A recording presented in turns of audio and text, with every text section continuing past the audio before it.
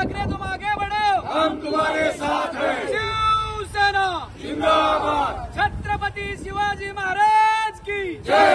जय भवानी। जय शिवाजी। धिक्कार असो, धिक्कार असो, धिक्कार असो, धिक्कार असो, पाकिस्तानचा धिक्कार असो।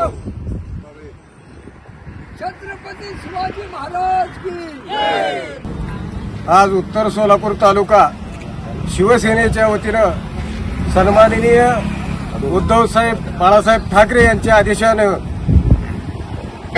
संपूर्ण देशाला लाजवेल अशी घटना घडलेली आहे काश्मीरमध्ये।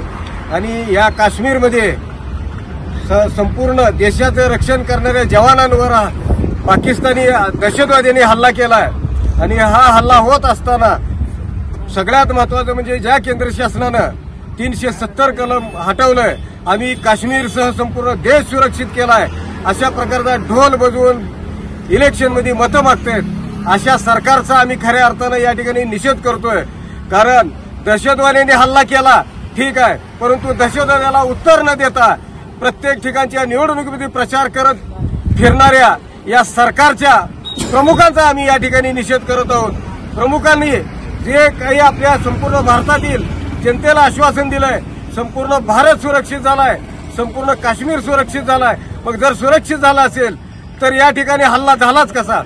जवानांवर हल्ला झाला, जवानांचा बळी घेण्यात आला तर तुम्ही गप्प कसे? मग तुम्ही देशभक्त कसे? देशभक्त म्हणून स्वतःच्या ऊर बनवून घेणारा या सरकारचा आम्ही शिवसेना बाळासाहेब ठाकरे, उद्धव बाळासाहेब ठाकरे गटाच्या वतीनं आम्ही या ठिकाणी तीव्र निषेध करत आहोत।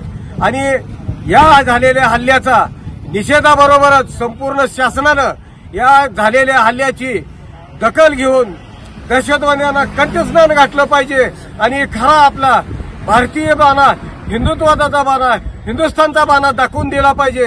अन्यथा आम्ही उत्तर सोलापूर तालुका शिवसेनाच नव्हे तर संपूर्ण राज्यातील देशातील शिवसेना उद्धव बाळासाहेब ठाकरे यांच्या आदेशान्वये पेटून उठल्याशिवाय राहणार नाही। सोलापूर जिल्ह्यामध्ये शिवसेना संपर्क प्रमुख अनिल कोकिळ साहेब, त्याचबरोबर शिवसेनेचे धडाडीचे जिल्हा प्रमुख गणेशदादा वानकर यांच्या नेतृत्वाखाली प्रत्येक शिवसैनिक पेटून उठल आणि रस्त्यावर उतरल। आणि रस्त्यावर उतरल्यानंतर जर काय कुठल्या प्रकारचा अनुचित घटना घडली तर त्याला प्रशासन जबाबदार असेल। तुम्ही जनतेचा, शिवसैनिकांच्या उद्रेकाचा अंत पाहू नका अशीच मी विनंती करतो आणि दहशतवाद्यांना कंठस्नान घातलं पाहिजे ही मागणी करतो। जय हिंद, जय महाराष्ट्र।